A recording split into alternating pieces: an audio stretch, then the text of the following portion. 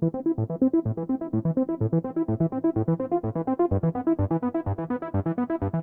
hey there, YouTube. Welcome back to the channel. I'm Adam. Thanks for stopping by the playground and checking things out.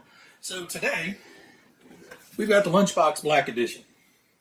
Now, I didn't buy this. Well, I didn't. My wife bought it for me, but we didn't necessarily get this for the Black Edition. Just happened to be what was in stock, and you know, having the Black Edition was kind of cool. I actually got this for a very specific project, and I needed a lunchbox.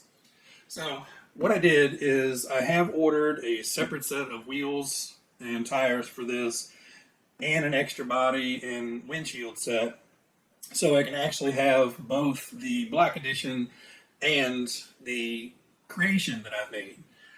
So without further ado, the almost Black Edition Tamiya lunchbox. So it may come across not quite black, and that's because it's not. I started working on this, and I wasn't even going to paint the body. You know, they come cast in a really nice, shiny black plastic.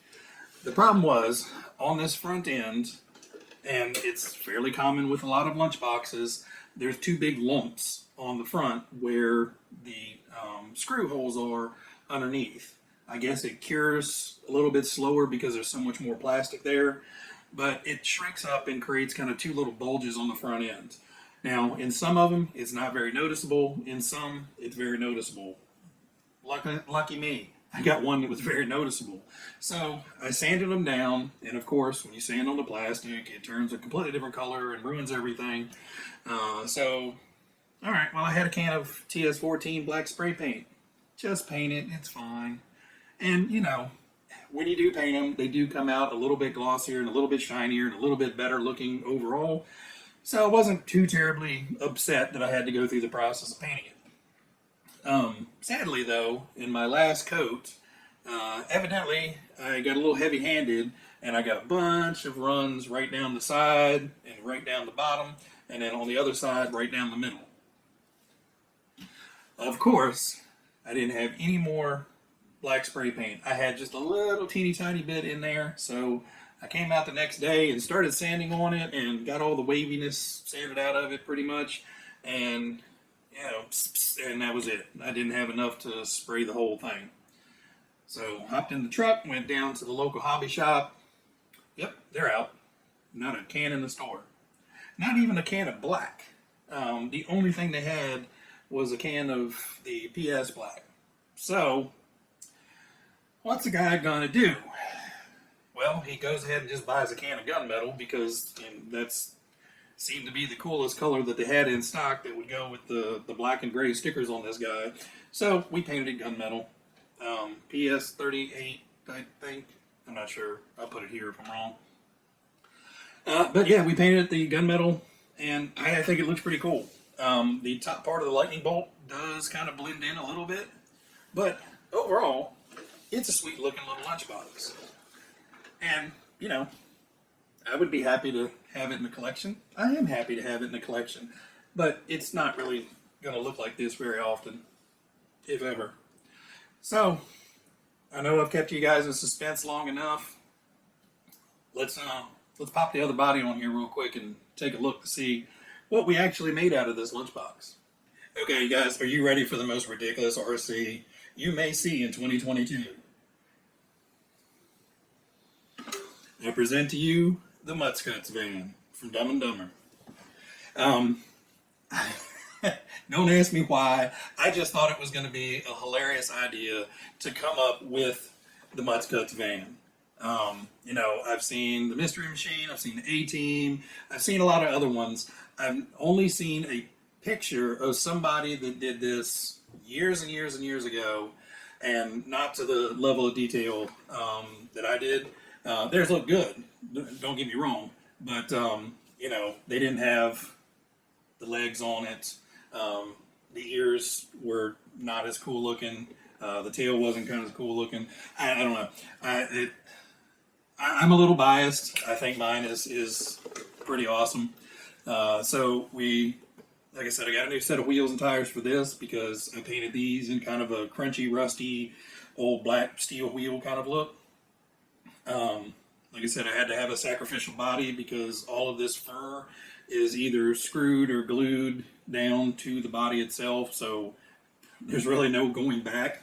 And I don't know.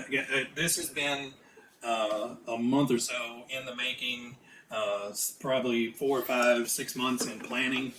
I'll probably take the bumper off for display purposes, but I will put the bumper back on if we go to drive it.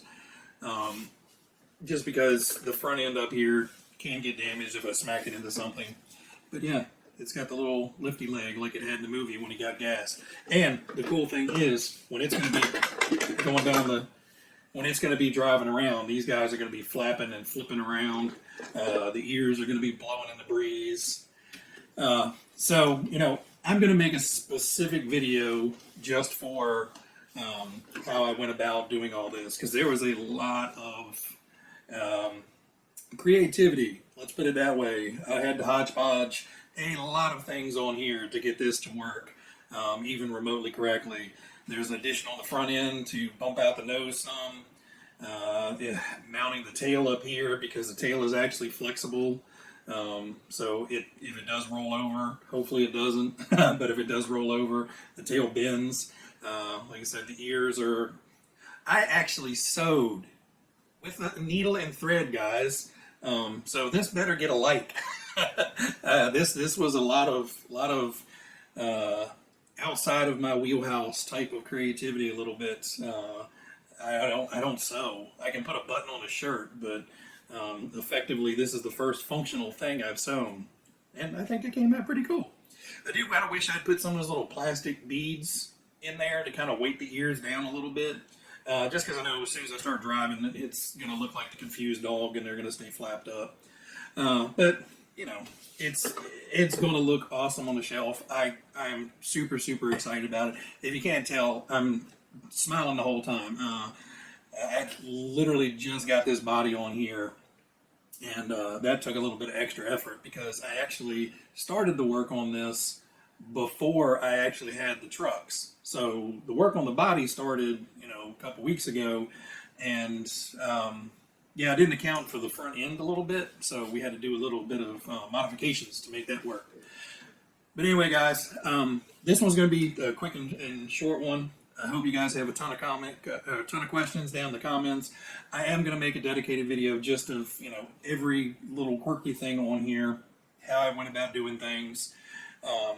But on this one, I'm just going to end it with a bunch of cool up-close pictures, some still pictures, and then just a quick little run video of it.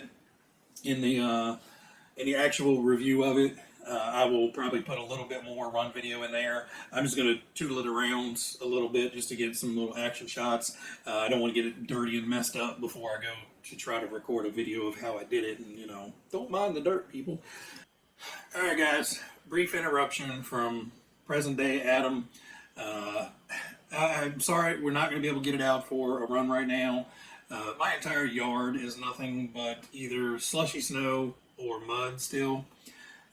So I would run it, but this isn't really something you can just take a little bit of rag and some Windex or something and clean up all the mud. So we're going to have to wait a little bit for actual run video on this. But coming up soon, I will kind of go through how I built all of this stuff. There's a lot of weirdness going on behind the scenes, but I'll return you back to past Addam, who already promised you guys a run video, but sorry, it's not going to happen. Bye. But yeah, I hope you guys liked it. I had a blast with this guy, and yes, the feet do just barely touch the tire in full compression. But I think they kind of flare out a little bit anyway. So if it does hit, it's just gonna push them out. They're not gonna bind up, and even if it does pull it, they're kind of flippity floppity back there. But anyway, guys, up close to the Mutts Cutts. I'll get some better pictures here in a moment.